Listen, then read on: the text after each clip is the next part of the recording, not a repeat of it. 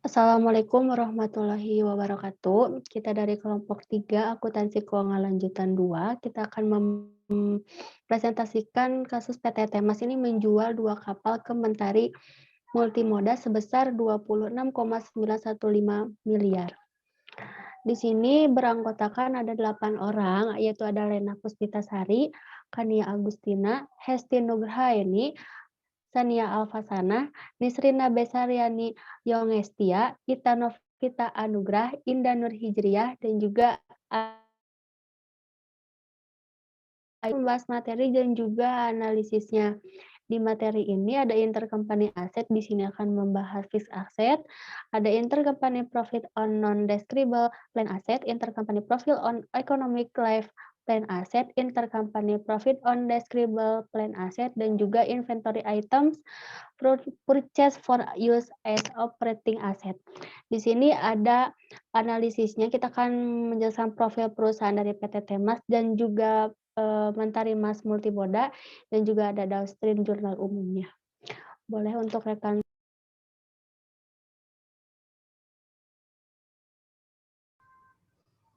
Oke, untuk yang pertama terdapat intercompany profit fixed asset, di mana maksudnya adalah transaksi penjualan aktiva tetap antara perusahaan parent dengan perusahaan subsidiari, dan harus memerhatikan beberapa hal, yaitu 2 diantaranya berikut. Yang pertama, melakukan eliminasi laba rugi, dan yang kedua, melakukan penyusutan aktiva tetap bagi perusahaan yang membeli atau menggunakan aktiva tetap. Next. Nah, di sini ada intercompany profit on non-depreciable plan asset, yaitu penjualan aktiva yang tidak disusutkan di antara perusahaan yang berafiliasi dengan harga di atas harga produk, yaitu akan timbul unrealized profit or loss dalam laporan konsolidasinya. Selanjutnya. Intercompany profit on economic life plan asset. Berarti ini membahas mengenai umur ekonomi aset tetap. Aset yang memiliki umur ekonomis akan mengalami penyusutan, sehingga dalam jangka waktu tertentu nilai bukunya akan menjadi nol atau terhapus dari neraca sekalipun aset tersebut tidak dijual. Transaksi aset antar perusahaan yang memiliki umur ekonomis hanya akan mempengaruhi kertas kerja konsolidasi maksimum selama umur ekonomis aset tersebut, jika tidak dijual kepada pihak eksternal sebelum umur ekonomisnya habis. Contohnya, ketika terjadi transaksi downstream atas penjualan peralatan yang memiliki umur ekonomis 6 tahun, maka hal ini akan mempengaruhi eliminasi dan konsolidasinya. Ketika dieliminasi, akan mengkreditkan peralatan dan mendebitkan keuntungan, dan juga mengeliminasi beban penyusutannya dengan mendebitkan akun penyusutan, akumulasi penyusutan, dan dikreditnya itu adalah beban penyusutan. Dan akumulasi ini berpengaruh terhadap laba antar perusahaan. Dengan mengeliminasi laba tersebut, maka jurnal didebitnya investasi dalam saham dan akumulasi penyusutan, sedangkan dikreditnya adalah peralatan. Untuk tahun berikutnya, tetap mengeliminasi beban penyusutan dengan jurnal didebit akumulasi penyusutan dan dikredit beban penyusutan. Sama seperti tahun berikutnya, sesuai dengan umur ekonomisnya. Selanjutnya.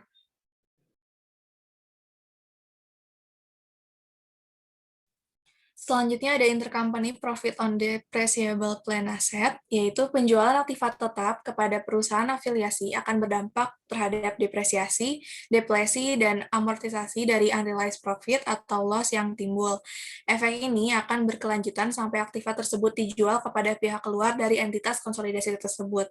Nah, ada 2 macam dari jenis entitas konsolidasi, yaitu yang pertama ada downstream sales of depreciable plan asset, yaitu penjualan downstream aset tetap yang dapat didepresiasi. Nah, efek awal dari penjualan depreciable asset ini sama dengan efek downstream non-depreciable asset yang tadi telah dijelaskan. Kemudian ada upstream sales of depreciable plan asset atau penjualan upstream aset tetap yang dapat didepresiasi, di mana penjualan depreciable asset ini dari subsidiari ke parent yang akan menghasilkan unrealized profit di saat penyusunan laporan konsolidasi.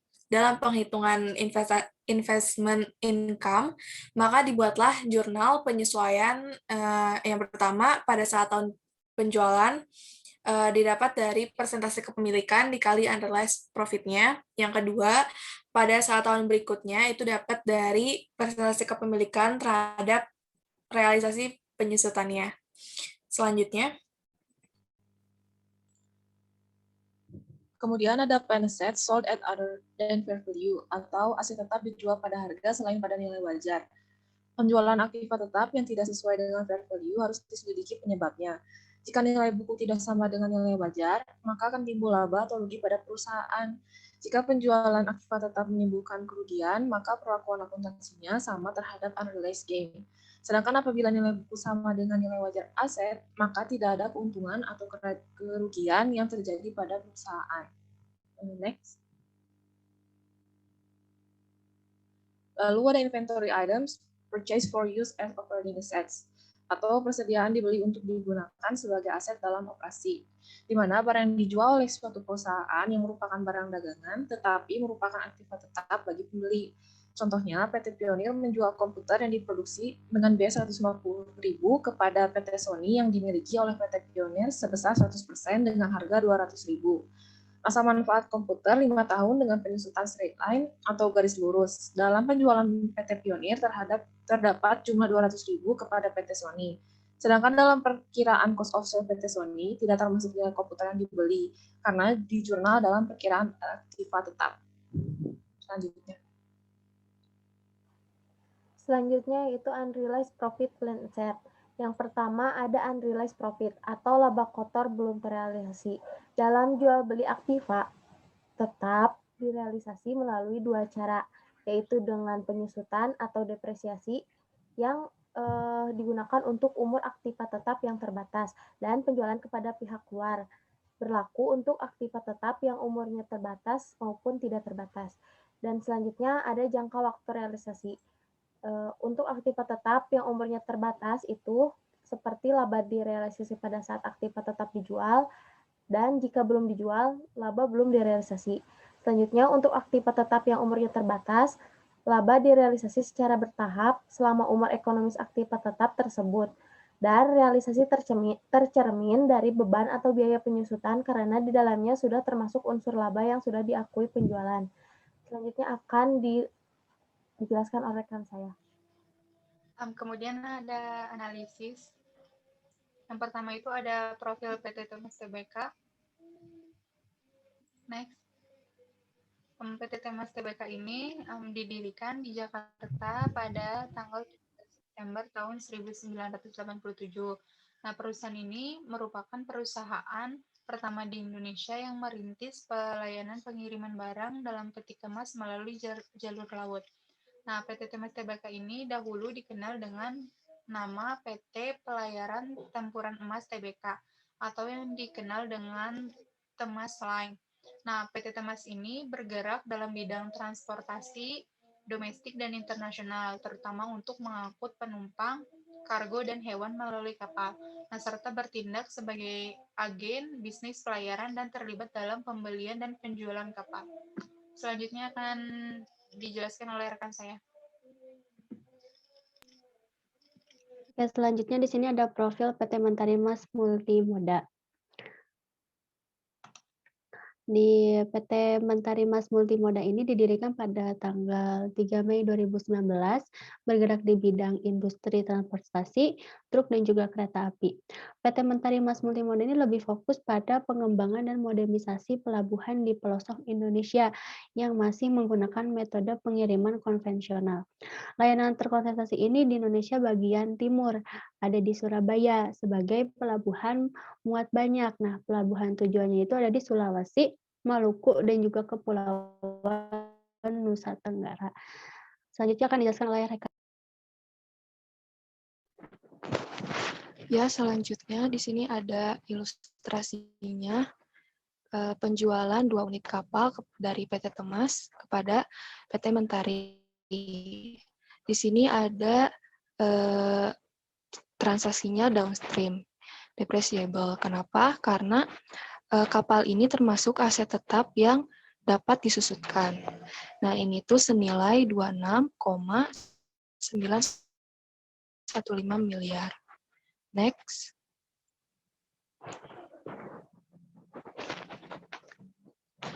Nah, ini ada jurnal umum dan eliminasinya. Di jurnal umumnya itu saat penjualan dari PT Temas kepada PT Mentari sebanyak 2 kapal.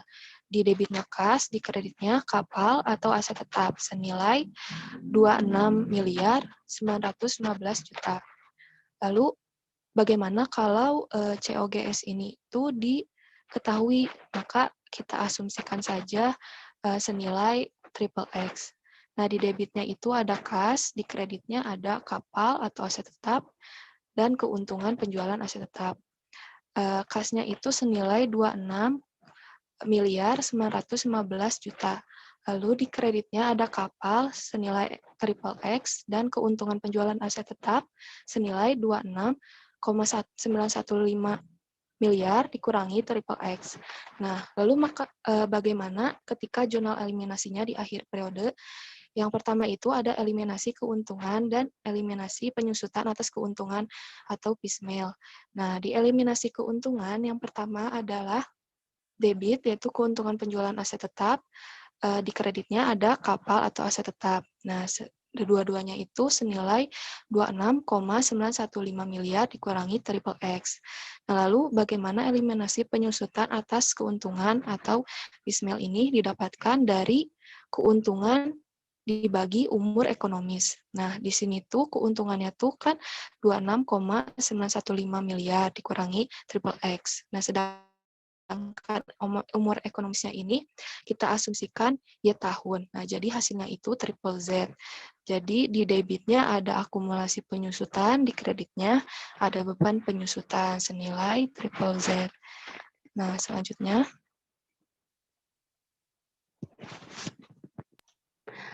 Oke, terima kasih. Pemaparan presentasi kali ini sudah selesai. Mohon maaf jika ada kesalahan dalam pemaparan kasus maupun materi, mohon dimaklumi. Sekian presentasi dari kami. Wassalamualaikum warahmatullahi wabarakatuh.